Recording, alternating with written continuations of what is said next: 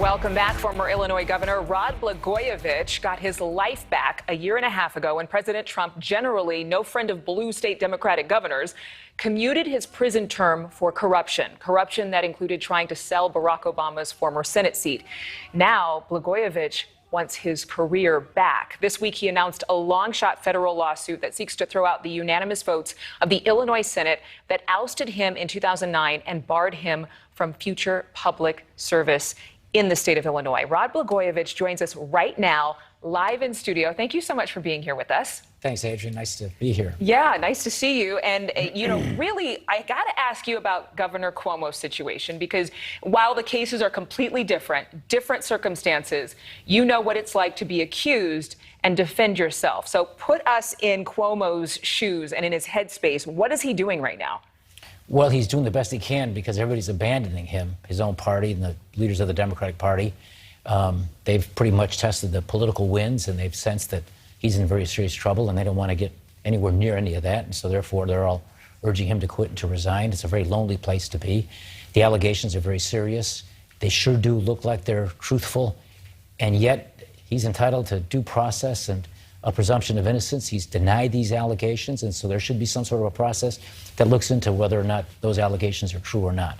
But I would say politically, he's in a whole bunch of trouble. Yeah, I'm glad you edited yourself there, because it looked like you wanted to use a different word.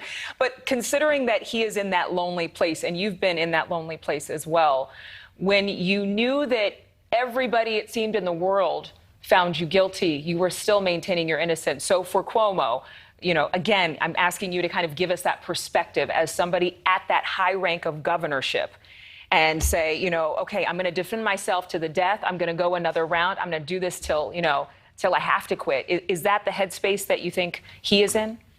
Well, here's the question for him, and he knows the truth. He knows whether or not he did those things that way or whether it's not true. Now, he's saying it's not. If it's truly not true, then I think he has to take the position that he will not resign, that he will continue to fight for his reputation and for his good name and good behavior. Now, if he knows that he did it, then I think he needs to fess up and accept responsibility and do the necessary things to atone for what he did. Mm-hmm. In my case, to this very day, I insist none of those things that they said about me were crimes. In fact, you referenced in the very beginning so-called sale of the Senate seat. Well, that was a big lie. Told the day I was arrested on the 9th of December 2008. It took 7 years for the appellate court to rule on that, and what they said was everything I said, which was it was routine political conversations. They were not crimes. It was what they called political log rolling, and those conversations were initiated by then President-elect Obama. And I learned a lot of hard lessons about how corrupt federal prosecutors can be and how broken the system is. And in the case of my impeachment, my case to move forward and take away the disqualifying provision in the law that was passed against me is predicated on the fact that the big lie is what set in motion that political chain of events that was foreseeable, that led to the rush to judgment. And within weeks, I was removed from office and out of a job. Yeah, and it was swiftly. Based on a big lie. And the appellate court eventually, as I said, 7 years later, ruled there was no sale of the Senate seat. That was, as I said, it was a lie. Now, I have to ask you a couple of things about this, because you say that the impeachment proceedings were unconstitutional. What are you basing that on? I'm basing it on the fact that they never proved up any crimes, and that the allegations were made about the so-called sale of the Senate seat at a super sensational press conference by the U.S. Attorney, Mr. Fitzgerald, a very dishonest person, while I was locked up after they came to my house at 6 o'clock in the morning with SWAT teams. I'm a sitting governor of the fifth largest state in America. That's never happened before. All designed, by the way, to break my will to resist, to intimidate, and to make you say things they want you to say, and then they go easy on you. But I would never do it, and I fought back every step of the way. And well, they condemned me to prison after 2 trials for 14 years because of my defiance. Never took a penny. That was never about that. It was about those conversations. And ultimately, the centerpiece of their case was ruled legal. But to answer your question, my case, in terms of being able to try to run again, and I'm not seeking necessarily to run for any office. That's right, not what this is about. You haven't decided that you actually want to seek elected office. You just want to remove any roadblocks. Yeah, and I want to begin the process, which is it's been a process that's been ongoing, of clearing my name and exposing the truth. That was a corrupt political hit job by a corrupt U.S. attorney. But why? Why was it a hit job? Why were you such a target? I also think the Democratic House Speaker, Mike Madigan, was part of this. I think he was working with the FBI agents, and I know that he orchestrated the impeachment process after I was arrested and the big lie was told. And that, too, is part of why I'm trying to undo what they did. Now, I'll never become the governor again that way if I'm successful in court, but I would like to, again, as I say, eliminate that disqualification provision that says I can't run for any state or local public office.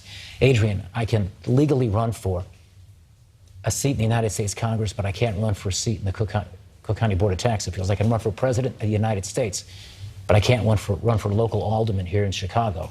I'm not interested in running it for any of them necessarily, but the idea that it's sort of upside down that way, predicated on a big lie, this is what I'm fighting. And the larger issue is this. It's the weaponization and the politicization of the prosecutors and of the impeachment process. And it doesn't matter whether they do it to a Republican president or a Democrat governor.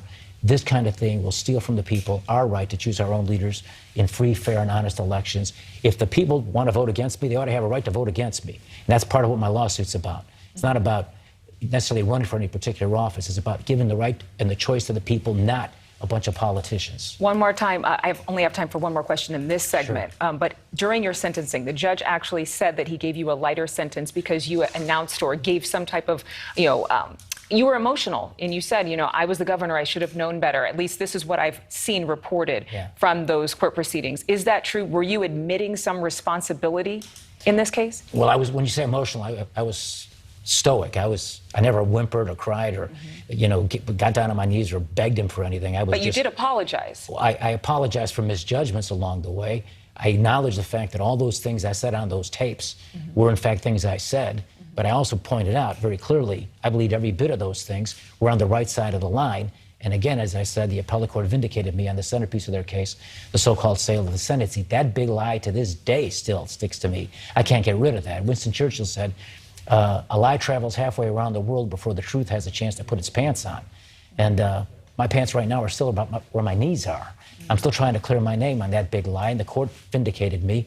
But yet people think, and you do, and your producers think, that that's still legitimate, and it wasn't. And that's what this impeachment was about. Well, I think that what we think is what we've seen in terms of the record. And this is what you were convicted of initially. And you, as you've mentioned and made very clear, the U.S. Appeals Court actually voided most of the charges against you that Illinois brought against you, correct? The centerpiece of the case, the so-called sale of the Senate seat, the thing that I'm known for, was never a crime. And that happened in July of 2015, after I'd already spent something like 3-4 years in prison. I was in the prison library, leafing through the Almanac one time, and I came across a photograph of me. I was looking to see how many gold records Elvis sold, and there I flipped on a photo of me, and it was about this. And it's this big photo, and it was 2013 Almanac, and it's talking about the year before. Now, I was sentenced to prison for 14 years for selling Obama's Senate seat. And again, that was never true, and the court vindicated me.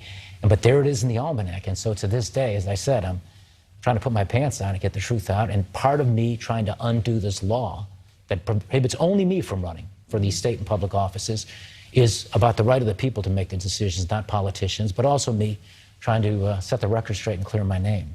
A name is worth more than gold many times. It's effing golden, to quote me. You know what? We're probably going to hear that soundbite sometime tonight. Stick around, Governor. We are going to have a little bit more and clarify some of the accusations, the comebacks, and what it means to be a Trumpocrat.